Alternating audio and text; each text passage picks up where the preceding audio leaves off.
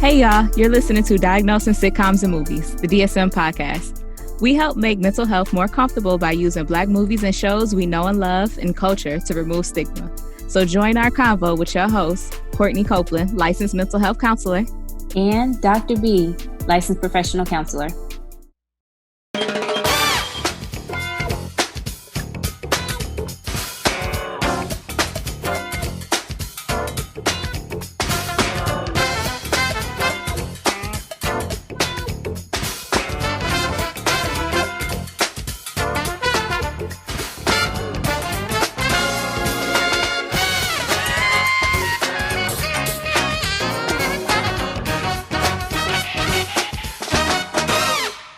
What's poppin', y'all? This episode, we are talking about the 1996 starting show, sitcom, The Steve Harvey Show, that ran for 6 seasons, all of which Bullethead and Romeo were in high school. Let's just start there, friend. Because I'm like, they've been in school for 15 years. Okay. How long would you say they've been in school?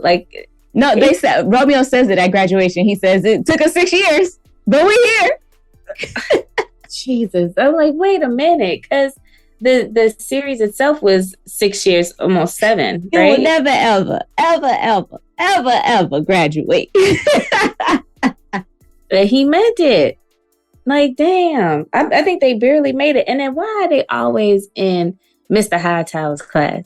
Like, they wanted to be in his class. Mr. Hightower, we want to be in your class. No, you got other classes to take. Why are y'all still in my class? So the school counselor in me has explanations for those that will come later. But just wanted to highlight this show and it bringing us classic funk numbers such as When the Funk Hits the Fan. All the people wanna dance, come on, get with me.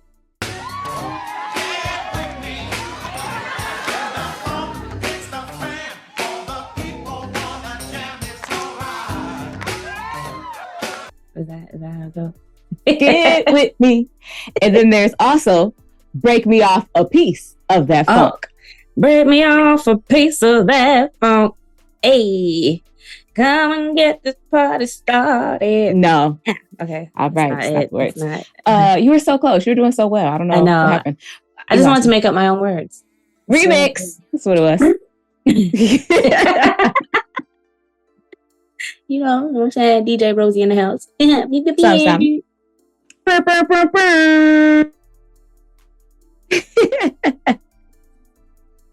So, are these real songs? Because I actually enjoyed them when they would perform them, actually. I think that you can play them off of YouTube and that's it. Damn, son. But hey, I mean, there's people hitting it big on YouTube. We on YouTube. True that. That's how they found Justin Bieber. Anyway, and Chloe and Halle. But I digress. Did you have any quotes, friend? This show wasn't as quote worthy. It seemed like later on people wanted to have catchphrases, but they didn't start with them. They didn't. I think more so it's Steve and his I'm so very, very, very. Like, so anytime. Very, very. I don't understand why that was so funny to me, but every time I'm either so very, very disappointed, so very, very hurt. This is very, very good. It's just like, really, Steve with his big old lip. Very, very. And of course, La Vida Alizé Jenkins. This is the principal's office. And if you would like to see her, you have to make an appointment through me. Lovita Alizé Jenkins, administrative assistant. That's my title. Boss lady. And it's I called one of my bosses boss lady because I like it stuck with me. Right? And I guess I never realized the initial interaction of okay, here's Regina and Lovita meeting and how much she gave her so much in power, woman's kudos, yes, girl, I see you being a boss. And that's how she earned the title boss lady. I don't remember that episode growing up, but it was oh, I love that for them. It was really cute. That was one of my favorites. I have a bracelet that says boss lady. Really? Yeah, because that's hashtag goals, boss lady. Boss lady. And she was still like, she would check her, every now and then, often. Levita just, she couldn't get it right. She tried. Bless her heart. Poor soul. But we do what we can. We do what we can. She looked out for her. And honestly, you could tell that Regina was not trying to hire her, but, Levita's like, I just got divorced. I need a jump. I'm living with my mama. Hell. Speaking of boss lady, she had two of my quotes that stuck out in my mind was the BAM in your face. Yep, that makes sense. Such a gracious winner she was. I mean, she did not. She was a poor loser. When anything with the trophy, it was woo. You could buy a trophy now. Right. For real though. Target sells one. Yeah. It's called adulting. You get a trophy for adulting. I'll give them out. Trust me. Everyone gets one. And then I also liked the woo with the turn. Yes. Woo! Baby. Yeah, I do it all in one motion. All in one motion. She was giving life. Her little outfits, she was definitely. She was fine, won't she? Oh, won't she? Baby. Ooh, sophisticated. Yeah. Like she get her suits tailored. Okay. I get my 87s tailored. Yeah, she was tiny. Real tiny. She was not Piggy. Although that was her nickname. Because she used to be Piggy. I was like, damn, they have to do all like that. We all have some of those childhood nicknames that we can't outgrow, though. That's true. I still have about 3 family members that call me Baborski. Baborski? I can't believe I'm sharing that on this podcast to the world. So yes, apparently when I was, because I don't share it. When I was a baby, I spoke gibberish. And so they said, Courtney speaking Russian. But apparently everyone in my household spoke Russian too, because they understand it. Gabba gabba, gabba gabba juice. And they would move accordingly. And so my auntie Connie started calling me Baborski. Baborski? I'm going to get a jersey made and I'm going to get Baborski across the back. Word. Indeed. I think this might be new merch. If anyone calls me Baborski, I swear I'll run away. No. Yeah, don't do it in public. I'm not gonna get angry. I'm not gonna do anything to you. I'm just gonna run. Oh, I wish I had memory enough to remember that that's a name I should start calling you now. Anywho, moving right along then. Let's erase it from your memory right now. My last quote was Cedric's, not Sally, Sadie. Yeah, those people. Cedric's all willy-nilly. Everything was just all willy-nilly. You can't be doing this all willy-nilly. You can't be using nicknames all willy-nilly. Yes. And him and Willacoochee, Georgia. Bruh. I literally had to Google it because I was like, wait, is there a Willacoochee, Georgia? Ma'am, there is a Willacoochee, Georgia. Yeah. Oh, well, first it started with, because of the way it flowed for him every time he had an opportunity to tell the people who he is and where he's from Willacoochee, Georgia. It all started in Willacoochee, Georgia. So, like, instead of the entertainer from Willacoochee, Georgia, it turns out he's not. And then I was like, wait, so Willacoochee, Georgia, it's actually a place. Like, hella in the boonies, though. Like, it's not popping. So what you're saying is spot 2 on our road trip across America. Yeah. Hesitation. Right. I feel like Willacoochee, Georgia is where all the aliens decided to settle. So we'll stop and get gas at Willacoochee. It won't be like a real tour. It'll just, that's be where we stop at the gas station. Fuel up on the way to. It's actually in reference to like place and like, what most people know about Georgia, Atlanta, right? So it's like a 3-hour drive. Thanks for that bit of information. So, because I mean, it's important for the people to know.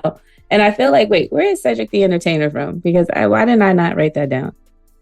I don't know, but I do know that this show, as with a lot of things that we've been doing on this show, is set in Chicago. Did you know that or remember that from before? No. And so this is also really going to sound bad because I'm real ignorant. I was an ignorant kid.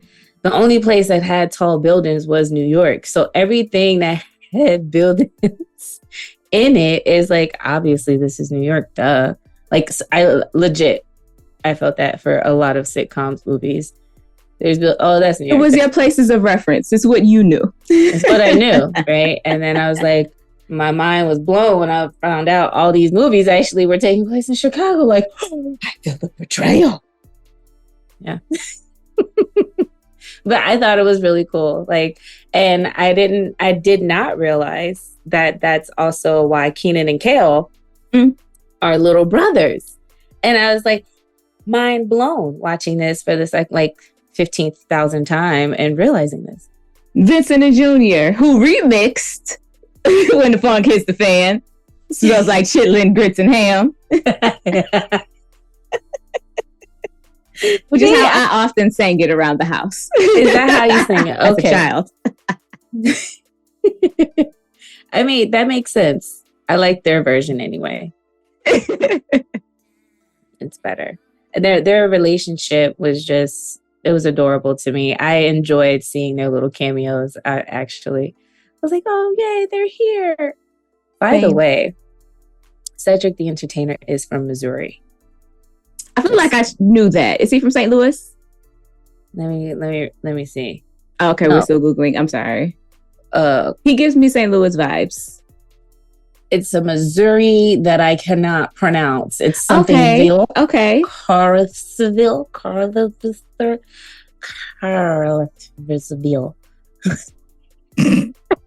We're sorry, Cedric the Entertainer. We don't mean to disrespect your hometown in this way. Because he's from Willacoochee, Georgia, and that's it. That's all. End the story.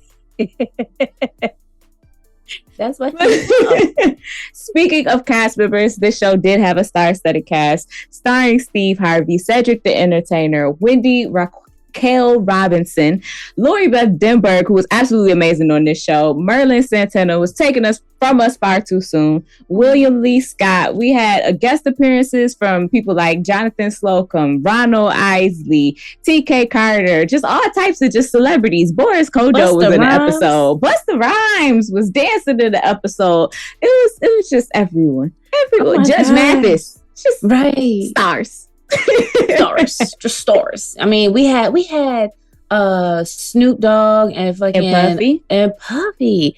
I was like, wow. I remember watching that episode. Like, I remember I remember watching this and this being like a thing. Like, East Coast, West Coast. Woo, woo. Like, I didn't realize like it was that big of a deal for them to really have a message embedded in it. We not with that West Coast, East Coast beef, man. And I was like, oh, look at that. You tried. Well, Snoop was on No Limit at that time, so we knew that he wasn't with it no more. So True shit. You're right. He made it very known that, Suge can eat a dick. But those are his words, not mine. Don't want that to be confused. That is not a message. We're not getting into that media hype. Okay. So that part. What they said. Moving right along into the diagnosis then. On that note. Girl, okay. I took a little bit of a different approach because, two different things. I think because the show was set in a high school, for the most part. The school counselor in me very much so saw things, that part of my brain peaked. But then also there was a lot of like relationships in the show. And so I was looking a lot less on like individual characteristics of people and more like they're relating to each other and how people were connecting with one another, interacting with another, the relationships that were forming and what we knew of their histories and how that was impacting them moving forward with each other. So I had much more of a focus on that than I did like per se diagnosis. I have some like a few sprinkled in there, but much more so speaking about these relationships. I can agree with that. You know, I didn't really pick up on the relationship parts of it. Like I did, like, I was like, wow, there's a lot of like, you know, different layers of different relationships happening. And especially for Regina and Steve, like, it was just like, come on, like, would you guys please just do it already? God, you're making everybody hot. No, they're not the best couple in my opinion. But anyhow, I looked more so at just like developmental, like an approach, you know, like especially for Romeo and Bullethead. It was like, friends, why haven't we moved on?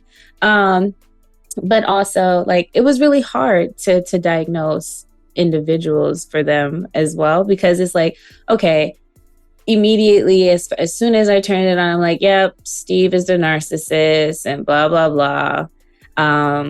But then the more I watched it, I'm like, okay, maybe not. They're just being people. You know, like I couldn't necessarily pathologize some of their things too much. So I felt like I would overdo it if I did. So I kind of was like, let me talk this out loud and see what we come up with as far as the individuals. As our listeners know, sometime on this show we reach real hard. We're not doing that today. Okay.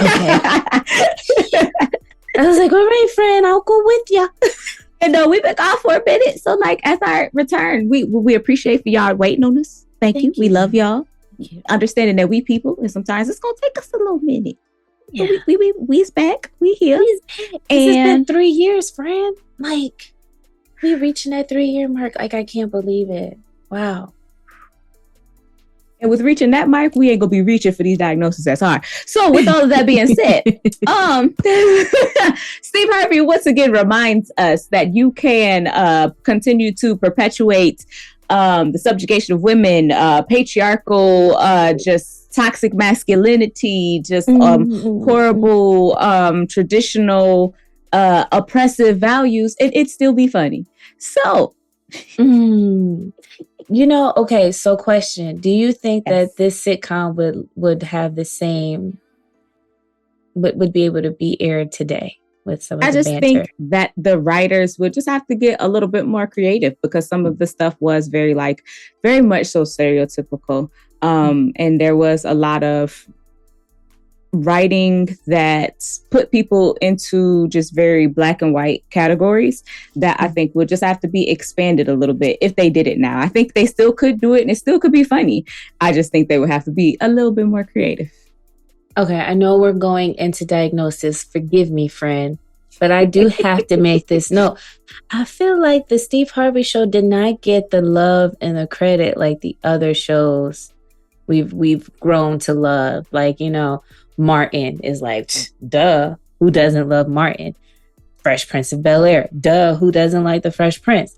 Like, and so the Steve Harvey show was like right in that, during that era too, but it doesn't get nearly as much like praise. But this shit is funny. Like, I was like, yo, I really enjoyed this show. As much as it was a little stereotypical and all those things, I still found my moments of like, that's funny.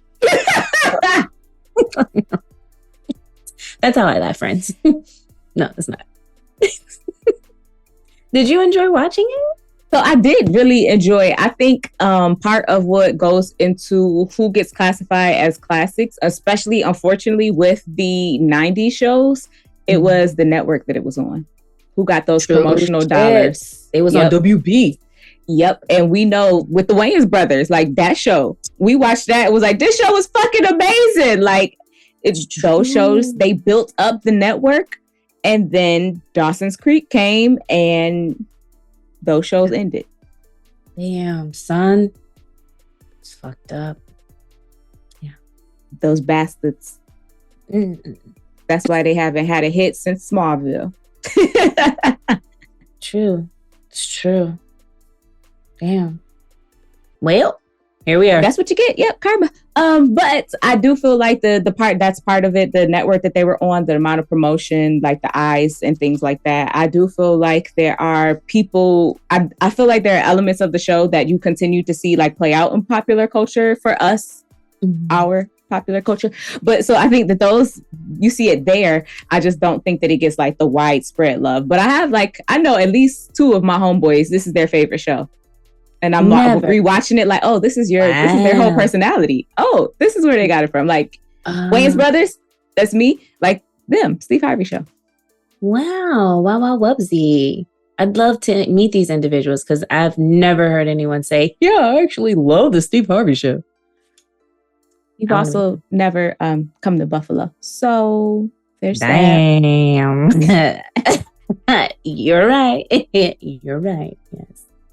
Sorry, guys. I'm just tossing subliminal shade on the show. We can cut that out, Dave, if you want to. Nope. Working out. Okay, anyway. Diagnosis. So you have brought up Romeo and Bullethead, and I think that their relationship with each other was an interesting friendship that continued to grow, was always eventful. Always. And I definitely saw some I guess learning disabilities there. I can say that. And so I think that might we have aided to what extended their time in high school for 6 years. I also feel like there were some accommodations, be it small. I do think that the school was trying to work with Romeo and Bullethead because we see things like preferential seating. They're always front and center.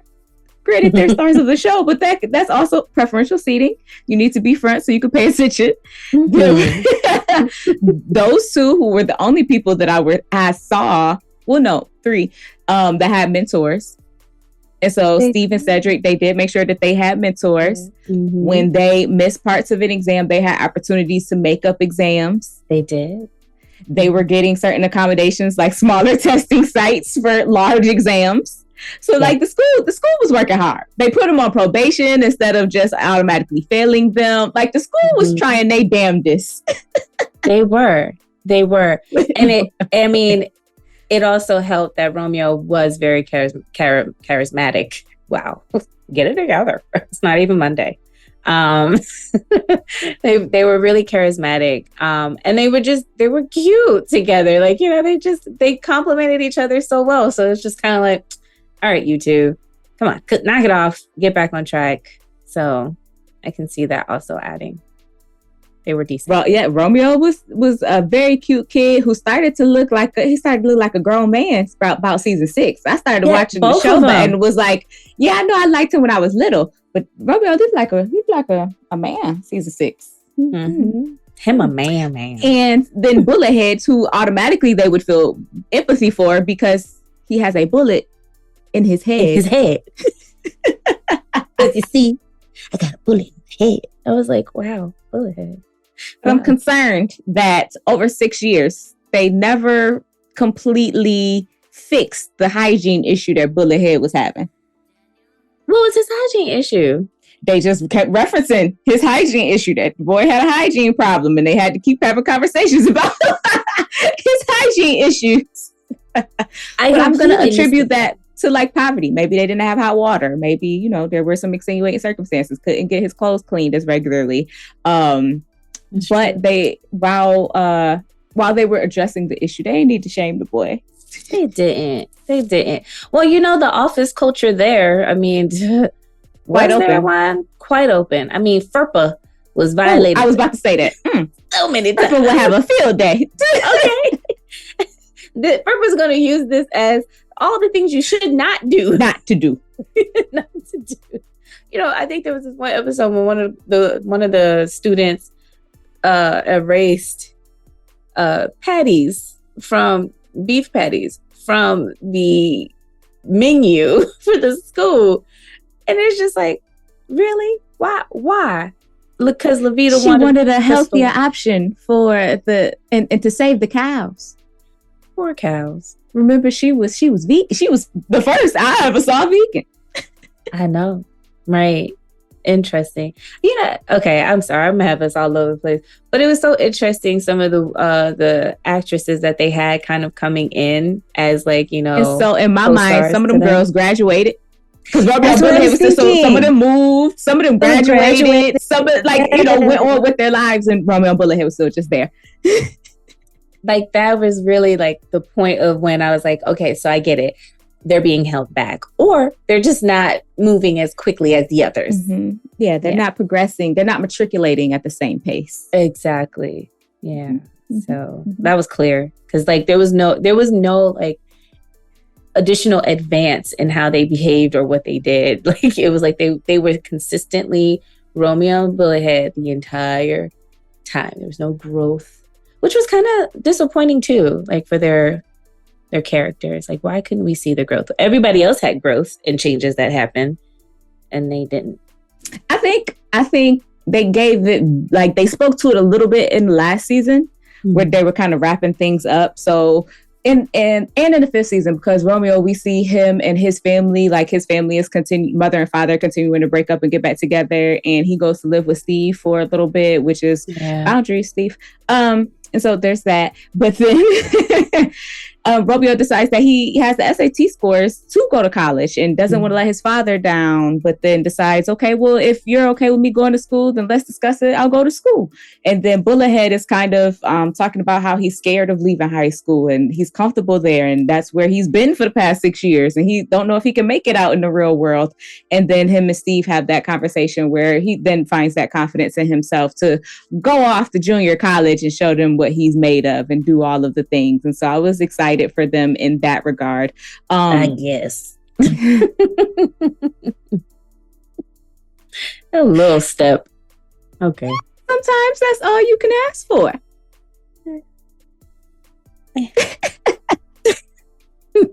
I wanted so much more for them. They deserve so much more. It's their measurement of progress, not ours. Indeed. I was excited once they added Lydia Liza Gutman. I was so happy to have Lori Beth Denberg on that show, and they used her so well in that show. And she got to be physical, and she got to be funny, and she got to do much more than I felt like they let her do in all of that, where she just got to either stand still or sit behind a desk. And she like just got to be a part of everything in the Steve Harvey show, and I love that for her. And she got to sing. Yeah, all the time.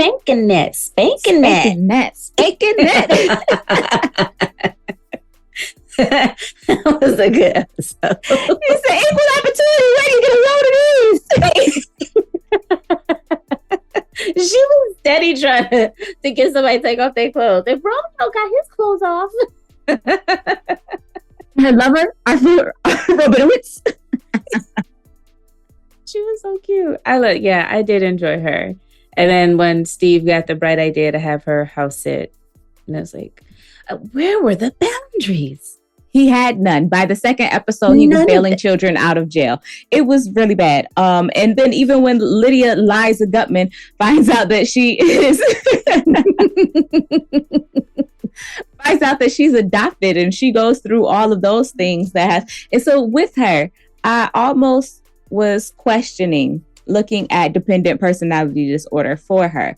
But then I kind of thought about it and was like, could this be better just explained by her experience of being adopted, with that kind of fear of abandonment, that not understanding or having those questions of, what your identity is, what your history is, who you are, and her being thrust into that position, kind of exacerbating some of the things that we see from her.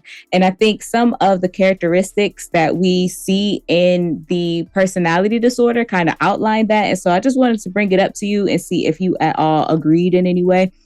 Some of the criteria that I felt that she met for that diagnosis. Get my DSM together here, guys. What page number is that? Reading an excerpt. I am in the King James Version. King James Version versus the chapter verse what? Let the congregation the know. Modern Extended Version. Okay. We are in the T. I'm in the TR version, the text revision version. Page 768. Yes. I got my new Bible. You bet I'm still on the old one, friend. I'm feeling King James.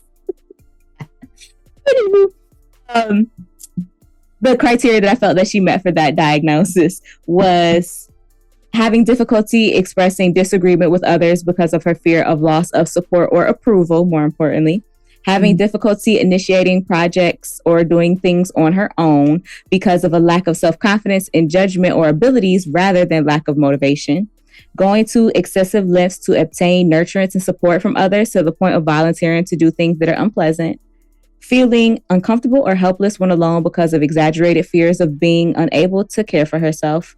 Urgently seeking other relationships as a source of care and support when a close relationship ends, and being unrealistically preoccupied with fears of being left to take care of herself.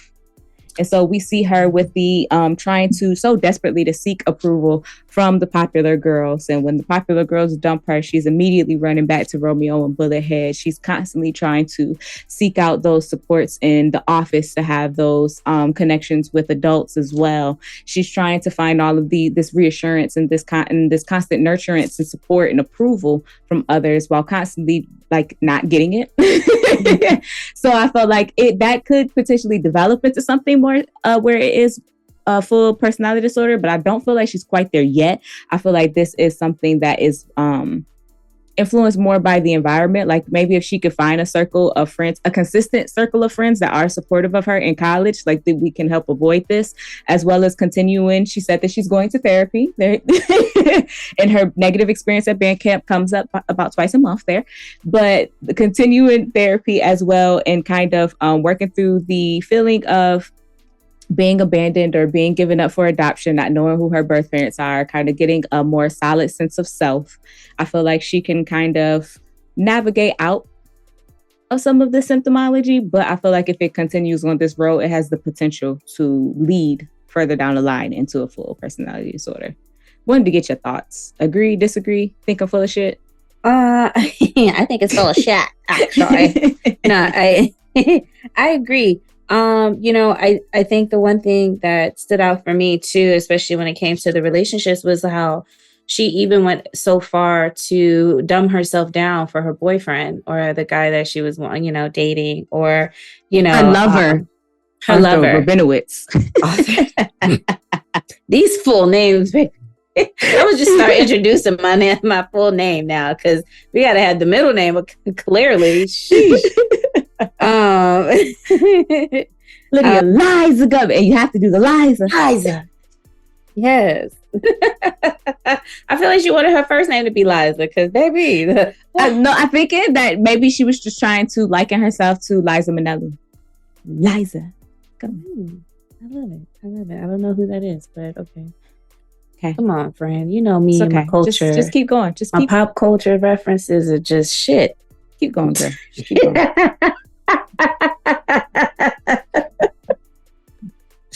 Why? Don't fire me, okay? Because she ain't black, girl. We diagnosed black popular sitcoms and movies. She was Michael Jackson homegirl. She was Dorothy's daughter.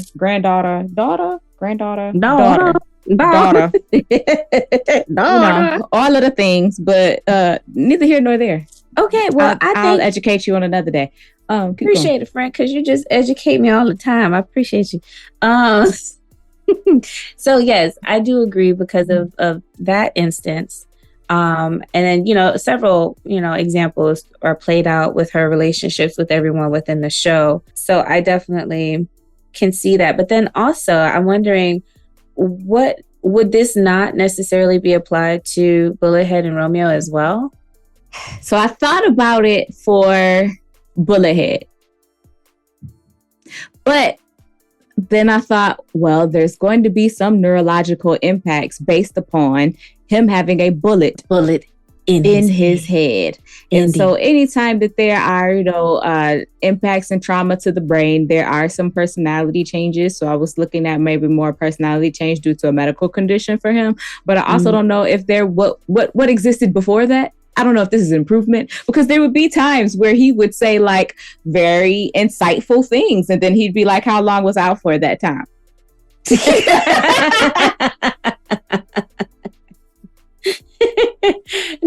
So he has a medical induced personality disorder. It's possible. I don't know where his baseline was before the bullet. So I just because I didn't have that information, just stuck with the learning deficits because of the accommodations that I was able to witness in the show. True shit. Okay, But when Romeo and Bullethead were being good friends to Lydia, they were being good friends to Lydia. But when they weren't being good friends to Lydia, they weren't being good friends to Lydia. And same for her. And so I don't want it to look like they were just being sometimey with her. She was being wishy-washy with them too. And I think that's what caused their back and forth. For sometimes they cool, sometimes. Mm-hmm. No, we're going this way. You're going that way. We're running. And so I think that is something that you see a lot in high school where it's, I love you guys, but sometimes I'm a shit on y'all. I mean, isn't that high school basically? Like, I feel like kids can be really, really mean. Those unfully developed prefrontal lobes. They can't think of anything past themselves. It's very difficult. Man, ain't that the truth? They're walking ids. Walking ids. Yes, that's exactly it. And so I guess that brings me to another character who is near and dear to my heart. Coretta. I was just about to say we cannot not talk about Coretta. I loved her though. Coretta and the Gangsta Girls. Listen, I'm gonna call your mama, and they all take off. No, well, first of all, can we just take a moment to just say thank you, Coretta, for putting us on to the baby hairs? It's because of you, friend. Baby hairs. We already know what we trying to do.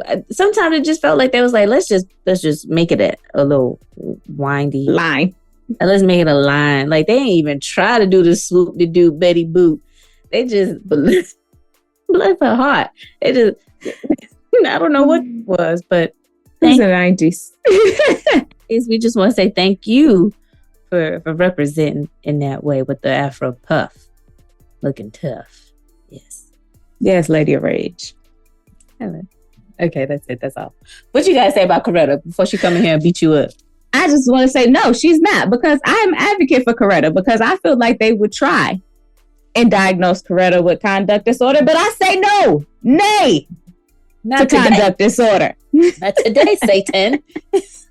What, friend? And I say that because with Boss Lady being Coretta Shiro too, once she was Regina Principal Greer, rather, was able to really talk to Coretta, have one-on-one time with her, get her actual interests that were individual to her, and get her into those programs of designing clothes and doing different things that she was invested in. She was able to find things that she was passionate about, and she wasn't beating people up and stealing stuff. And taking the oven out of the wall in home ec because her cake didn't rise. Yes. Might be a little bit, intermittent explosive. Possibly. Just a tad. But that also could have just been she never learned the appropriate skills for managing her anger. And so that could just be, her working along with the guidance counselor a little bit more to develop some skills, some coping skills, some strategies, maybe some DBT techniques for her to, build some tolerance, be more dialectical and seeing things from other perspectives and moving forward to stress tolerance so that she can be successful, because I think she can be very successful. When she puts her mind to something, she's very good at it. She's very persuasive. She has lots of empathy for others. She cares very much so about Principal Greer and went and got that money for her gift. And so I think she's a determined young lady. And if others can continue to not judge her for her reputation, but get to know her as an individual and invest in her interests, I think she could be very successful. Yes, I agree. And I unfortunately realized that Coretta is she is the portrayal of a lot of what our students are dealing with now, especially coming back, back into the rhythm of things post-COVID or the other side of COVID, right? Because it's not really quite done yet. It really ain't went nowhere. It really didn't go nowhere. We just kind of it just gets its mail delivered in the airport now because that's where it seems to live. Okay, like where is that? Oh, it's in the airport. Wear your mask. So yeah, I feel like what we're noticing a lot with a lot of students in schools now is like the social emotional learning component. Like that social emotional is not there, and a lot of the core feelings that they are likely experiencing is anger, but there's always, that's just like the tip of it. There's always more at the bottom. So I would always be interested in knowing, like, so what happened? Like, what is this? Like, I know this is presenting as anger, but what else is under there that could be coming up for you as well? And, maybe there's disappointment, maybe there's some guilt, other things that we're not quite aware of based off of her storyline. But I do agree that she does have a really good prognosis. I love that. I think that's all I have as far as students. No one else really mattered. Sophia went off she was already a straight A student. So I imagine if she graduated and is doing well. Or, Alicia, she was here today, going tomorrow. As long as she stopped being so boy crazy, she'll be fine too. True. Again, no questions about her graduating as well. And I think that Romeo and Bullethead, I think that Romeo always has the backup plan of being successful with his father and getting into the cab business. If college doesn't work out for him, I feel like that could even be something that he does part-time on the side to whatever his passion is, because he does have interest in doing communications and getting involved in entertainment in some way. You know how much he loves to show his chest. I deeply appreciated that once season 6 came and he had like real chesticles. Okay. That was nice. The tattoos too. I was like, oh, you got a new one. Hey. Not you counting the tattoos, friend. I noticed. I didn't. Damn it. I need to go watch again. Marlon Santana. Marlon Santana. I always say Marlon, but it's Marlon Santana, who was Dominican in real life. Unfortunately, he was murdered in LA at a tender young age because some hoe lied on him and said that he tried to holler at her. Girl, he ain't want you. Okay. Stole that talent from us like that. That's so rude. So rude and out of order. Anywho, moving right along. I would like to talk about Cedric and Lovita. Mr. Robinson. I just love their little souls together. They were so annoying. Lovey and Ceddy Bear. I just love them. Like, who didn't want to be in a relationship like that? That's relationship goals. No. Fix your face, friend. Fix your face. They had a healthy relationship. I think whenever they had disagreements and conflict, by the end of the episode, they got mad for a little bit and was being petty, which is normal. And then once they would communicate and come to an actual compromise. It was never just one person giving in. It was always compromise, which I very much so appreciated. I do feel like being friends with Steve had some of his like more traditional patriarchal values. But I feel like Lovita, being who she was, challenged some of those. And he was able to grow as a result of being in a relationship. Instead of trying to get Lovita to conform to his definition of what he felt like a wife and mother should be, he grew into having a different understanding of what his partner should be and having an equal and being in a relationship with somebody. I do, however, feel like he, in his masculine belief that it is his job to provide and protect and all of those things, Lovita sometimes took advantage of that. And she would be like, Sadie, I need you to co-sign on this. I need you to pay for this. I need you to carry my mama to the Target. I need you to do it. Now when he said, I put your mama on my back in the mall, I said, now Cedric, that's a bit much, friend. Putting a whole human on your back to walk around the mall. There's wheelchairs for that. Stop. You can put it in a shopping cart for all we care. But we also see Sadie, before they get married, start to develop boundaries and stand up for himself and say what he is willing to do is not willing to do. And then their relationship continues to grow. And then in the last episode of the show, they hit the lottery and become millionaires. And I just love that for them. Right? Like, what are the odds? Like, seriously. I loved it. I know Steve was a hating ass somebody. And Lovita ain't never like him. ain't ever like him. But, you know. And she won't wrong. She went wrong. I mean, he didn't like her because she ate all the shrimp out the gumbo. I would be mad about that too. I would be more mad about her cooking. Wait, what her obsession with sardines? Even before she was pregnant. Before, right? Sardine lasagna, like Cedric was like, that's supposed to be a punishment. No, thank you. I'm good. Thanks. I'm good. You know, from lunch.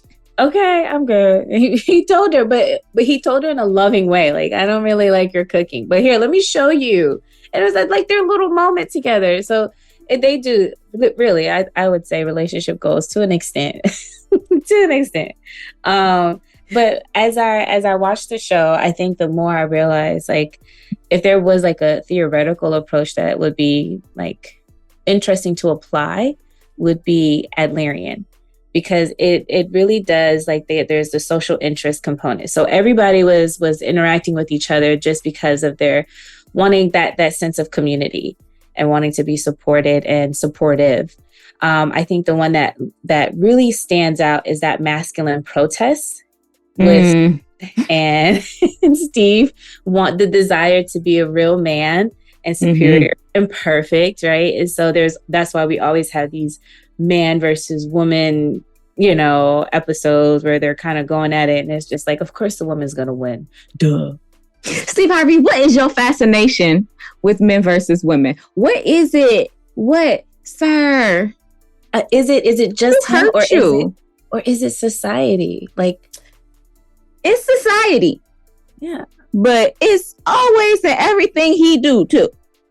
Like, even past the Steve Harvey show. The books, the movies. Like, he just always got something to say about what women need to be doing and what real men are. And sir, you are not the authority. Tell him, Steve. Damn it, Steve. We do want you on the show. Do real men wear toupees?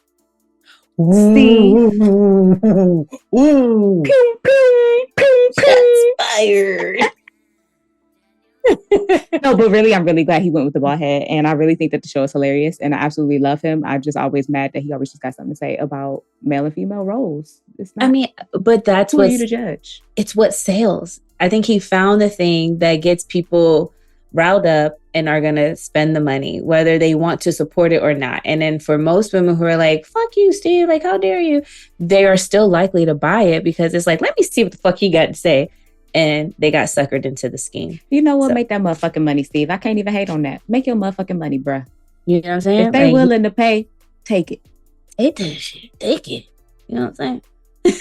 So, but yeah, I do feel like that's part of it. Lifestyle. So that's a pattern of responses to situations. That's the entire show. Situation after situation. I will say goal-directed and purposeful behavior for some. I think more so Regina. She's very goal-directed. So I have a whole theory on that. I'll let you finish up with your Adlerian wrap up first. We'll get back to Regina. Yeah, I think, and then of course, striving for superiority. So a lot of this is an attempt to overcome feelings of inferiority for a lot of the characters, right? Including Romeo and Bullethead. Including Lydia Liza Gutman, including Miss Greer, including Steve. Yes. Yeah. So I was like, if there was a theory that I would use like that will encapsulate all of the different behaviors and different things, it would be Adlerian theory. I think that is so guys, I'm reaching the end of my PhD program, and we have to identify our theoretical approach. And I think I am an integrationist with predominantly Adlerian and CBT focus. Oh my God, I love that. Yeah. Wait, Adlerian and CBT focus? Yeah, ask me to explain it. It's a whole long thing, but I have to write that out. It's one of my research. I mean, it's one of my essays I have to write for internship, but that's neither here nor there.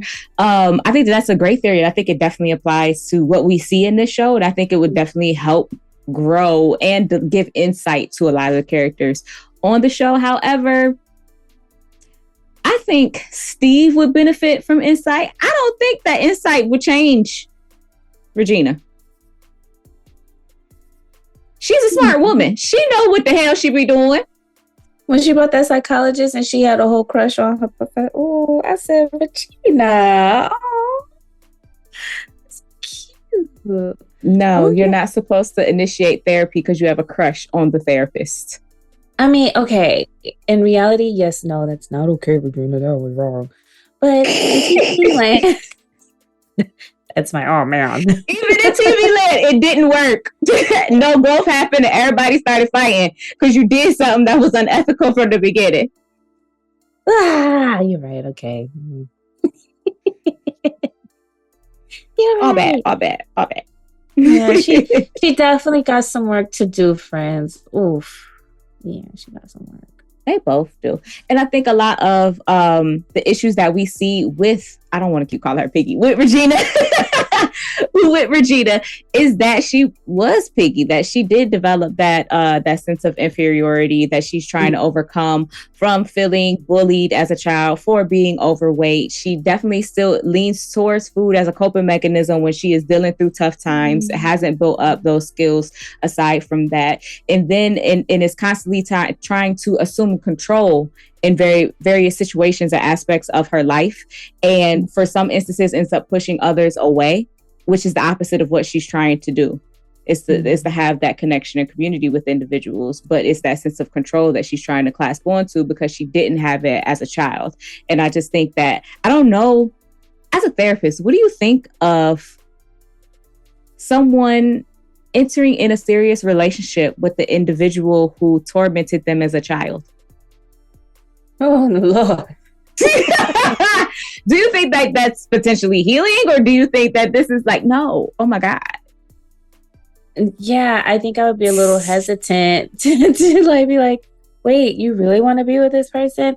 But at the same time, I can understand why that would be a place of comfort because it's familiar, right? And so while it may not be the healthiest, type of love language within that relationship, I can understand. I think too, that's why we see so much off and on is because it's the revenge. Now I'm gonna make you love me. Yes. And then I'm gonna back off. Yes, that is the constant within this relationship. It's like, yes, no. Yes. It's just like, you guys are driving me crazy. Like literally, I think there was a few episodes where they would end up on dates. How are you bringing your date with someone that has interest with you? And it's literally because the other one has a date. So let me bring my date. But then that date dumps me and then and then they end up with each other. I said, Lord have mercy, Hollywood, get it together because this is not real. Is it? I take it back. They must have gotten some type of, Comment below if you've been on a double date with somebody you want to date. Gosh, like how awkward. You know what I'm saying? Like, no wonder why they right. Like, I mean, I don't know, because I'm too petty. Like the level of petty, but they were petty with each other when it came to those types of relationships too. Because they would intervene or show up and do something or make, sabotage some way, somehow, the relationship. So sabotage. I think that's a perfect word because Steve's inability to express his emotions. Oh Lord. So you come and you tell her that you love her and you want to marry her after she's engaged to this other, while she's standing there in her wedding dress, and then you get mad because she say no. But you waited until she was in her wedding dress to come say, marry, you know how you do his hands, marry me. Like, no. Get out of here, bruh. Are you kidding me? And then I used to hate how he would come in the office, say his little pickup line, and then walk off like he done did something real good. Like, get your ass. You know what made me kiki? What? Is him always referencing his body. Nigga, we can't see your body under that big ass suit. Cause you get an eye full of all of this. Nigga, we see fabric. Okay. Draped. There's no baby body wear. Pull back the legs. Okay. I remember one time one of his pants leg came up. I said, look at them little skinny legs. Little skinny ankles. You look like a rectangle just moving down the hallway. You not eye candy enticing nobody. He did have a box flow in the bottom of his pants now. And little Wiley had a little flow. You know, it looked like he was gliding. Float. What's that Janelle Monáe song? Float. Oh no, I was about to sing the old school one. I don't know which one you were singing. I was about to say, float on. That's literally him. Either way, he was floating. But yeah, their relationship, it turned into, instead of it being like the name calling and bullying in that way, it just turned into another way, like another type of, I don't want to call it abuse. But yeah. Just unhealthy relating. That sounds good. I think though that the amount of love that they do have for each other, though, that it will take some time, but they will grow into a place that works for the two of them. I think that in the last season where they actually had a relationship after her husband died, I think that Steve made a big concession and really challenged himself by following Regina. I think that was really big for him because he felt like, I'm the man. She's supposed to stay here with me and sacrifice her career because me. Shut up.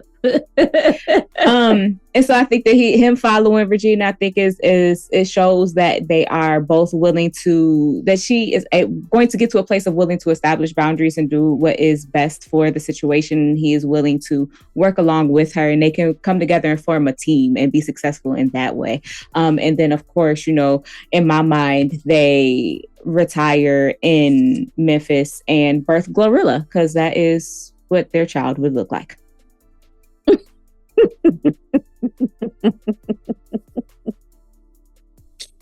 Well then. They had 99 problems and the biggest one was her. So and there you have it, friends. I'd like to end it here. I think that Steve had very unhealthy boundaries with the children. He was bailing kids out by the second episode. He was letting them live in his home. It was just a lot with the kids where got to a point where I was a little bit concerned about, like, this isn't sustainable. So I am kind of glad that he's going to a different school so then he can get a different set of children, and maybe then, you know, just a change of scenery will make him put forth some new boundaries. Those first years of teaching are kind of overwhelming. And so for him to make that career change from being a funk legend into being a music teacher, I'm sure he just needed to get the ground beneath him and really understand what the position was. Unfortunately, I also do, though, see a lot of Black men get promoted to administrative and leadership roles just because they are Black men in education, and there are so very few. That man was a teacher for 2 years and then was like, we're considering you for assistant principal. What the hell? Mm-hmm. No degrees. No real. No, he yelled at some kids and they like, he just floated in there. Yes. So another problem in education. But you know, America don't care about these kids. And so education as a result is depicting that and is crumbling and falling, and no one seems to care. But aside from all of that, I also just think that he must have been making some kind of money from the royalties of When the Funk his fan, because Steve had money, it seemed like. Or he had more than Sid. And Sid got him that job. And it seemed like Sid and Levita was like scratching and counting, putting their pennies together to make things shake. And Steve was just always all right. So on the teacher's salary, he must have been making bank from them royalties. Something was going on. The suits alone. No, I feel like he had those when he was in the group, and that just kind of added to his current swag as a teacher. But also, I think he got a chance to save money because Sid was helping with rent. True. Good point. Yeah, so I think that's where he got that little extra change to buy little things. Yeah, you know, the suits were very important to him. He said he used to pretend that the suits was his friends because he couldn't make none. Maybe it was because he was so mean and he was a bully and calling Piggy. Yeah, he was mean. So in my mind, he had a very overbearing, very harsh, very strict father. But his father, which made him such a bully. I'm saying like his father was nice once they got older. I'm saying like maybe when he was younger, maybe he was going through some stuff and took that out on Steve, and that's why like their relationship was a little weird as they got older. Well, he was a reverend, as a preacher's kid, that it can be tough. Lots of pressure. So pressured, like, whether how they look for presenting purposes, but then also like their behavior. So I think he had a certain level of like what it looked like to embody a certain ideal image. And then, if you weren't a certain shape or size, then you were therefore unattractive or unworthy. And so that's why he picked on Peggy. That's my theory. Picking on people ain't in the King James version of my Bible. That's very ungodly. No bullies in there. No.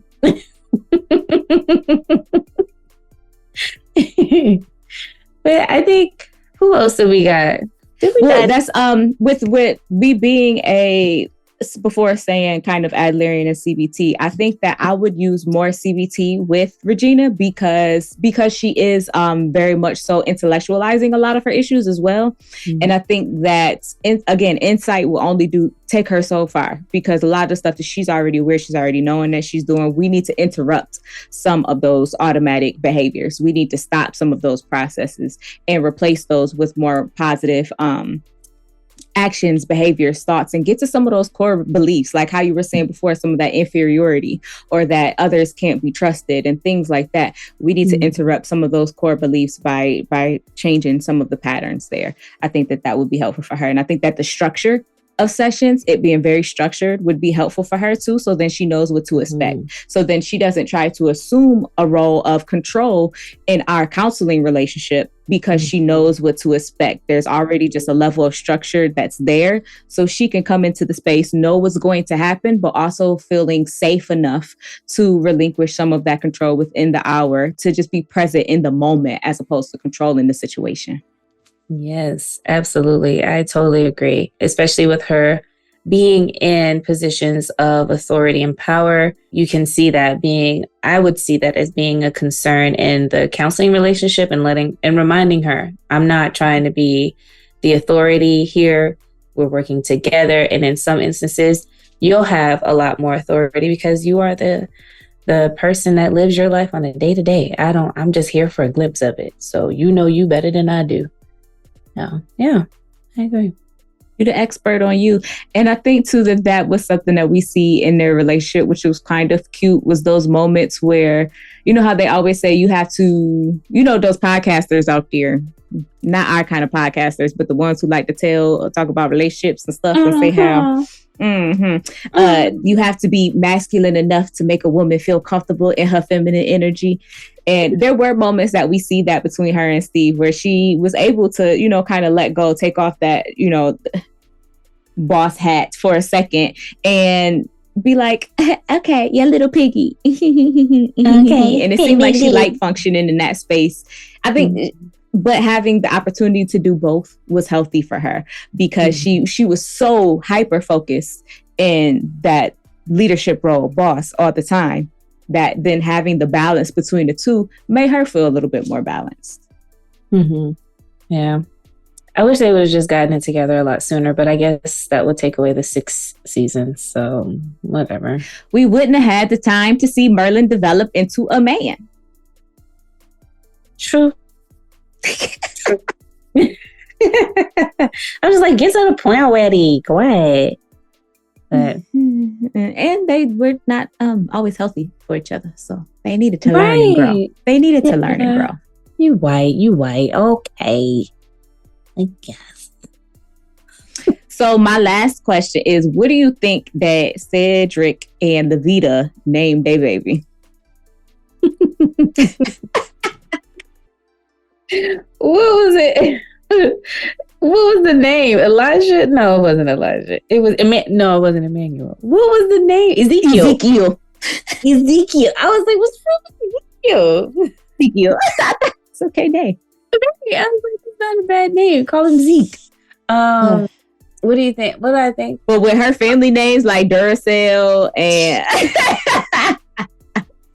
Bruschetta. They gonna name that boy Cadillac. I don't know. Paprika. Sound about right. Like it's not too bad, and it's just enough of a and not quite spell it like paprika. That's it. That's it, friend. You named them. Love that for them. I do. I think. Let me see. What would their name be? I think Paprika's a good one. Okay, Paprika if it's a girl. What's the name if it's a boy? Are we going with Ezekiel or are we? I mean, I feel like Ezekiel might. Well, she said she's not going to let the baby. Cedric Jr. She should have just went with Cedric Jr. if it couldn't be Ezekiel. He wanted a family name. I would do Cedric Jr. Yeah, and just call it a day because you ain't gonna stress me out. Was it Cedric Jackie Robinson? Was that? Yes. Mm-hmm. And I would even go as far as say Jackie. So then his name would just be Jackie Robinson? Jackie Robinson. And then the girl name would be Alizé. Oh my gosh. All right, guys. If you would like to support the show to help us get more content out to you all, you can visit our website and follow the Support the Show link to become a Patreon member. And while you're there, you can donate on our Cash App. Now, we're happy to get the kind of money that jingles, but we rather the kind that folds. And as always, be sure to follow us on Instagram at the DSM Podcast, and you can subscribe to our show wherever you get podcasts. Go ahead and leave us a comment because we are counselors and actually care about what you have to say. Until next time, y'all, peace. Okay, bye, you senpai.